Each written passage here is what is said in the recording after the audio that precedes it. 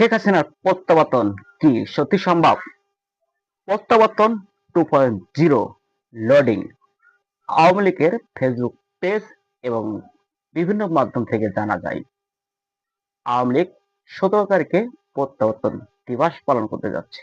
এরই মধ্যে দেশের বিভিন্ন প্রান্তে কিন্তু আওয়ামী লীগের ছাত্রলীগ যুবলীগরা গণমিছিল করছে এবং আওয়ামী লীগের ওপর থেকে অবৈধ নিষেধাজ্ঞা বাতিলের জন্য এই আন্দোলন কর্মসূচি কিন্তু পালন করছে।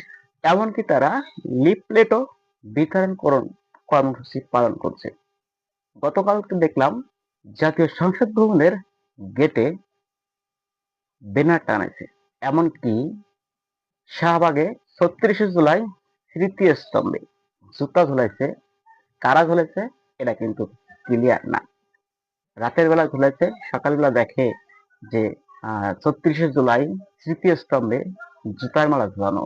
এবং বাংলাদেশের যে পরিমাণ আন্দোলন কর্মসূচি পালন করছে মার্চ মাস থেকে শুরু করে, তারই মধ্যে 17ই মার্চ কিন্তু শেখ হাসিনা নিজেই বলছেন প্রত্যাবর্তন দিবস পালন করতে। এদিন কি শেখ হাসিনা আসছেন নাকি এই দিবস থেকে সতর্ক করতে চাচ্ছেন যে আওয়ামী লীগ এবং শেখ হাসিনা সত্যি আসবেন? কি হতে যাচ্ছে 17 তারিখে দেখতে চোখ রাখুন আমাদের ইউটিউব চ্যানেলে। আওয়ামী লীগ কি পুরোপুরি মাঠে লেগে পড়লো মার্চ মাস থেকে? দেশের বিভিন্ন প্রান্তে যে পরিমাণ ছাত্রলীগ যুবলীগ মিছিল মিটিং শুরু করছে তাদের নিষেধাজ্ঞা বাতিলের জন্য, তা থেকে কি বোঝা যায় আওয়ামী লীগ আসতে চলেছে, প্রত্যাবর্তন হতে চলেছে আওয়ামী লীগের? গতকাল দেখলাম জাতীয় সংসদ ভবনের গেটে ছাত্রলীগের কর্মীরা ব্যানার টানাচ্ছেন। কয়েক সেকেন্ডের মধ্যে ব্যানারটি টানিয়ে তারা চলে যায় মুখোশ পরে। তারা আসলে কি সতর্কবার্তা দিতে চলেছে? তারা কি সত্যি প্রত্যাবর্তন করতে যাচ্ছে?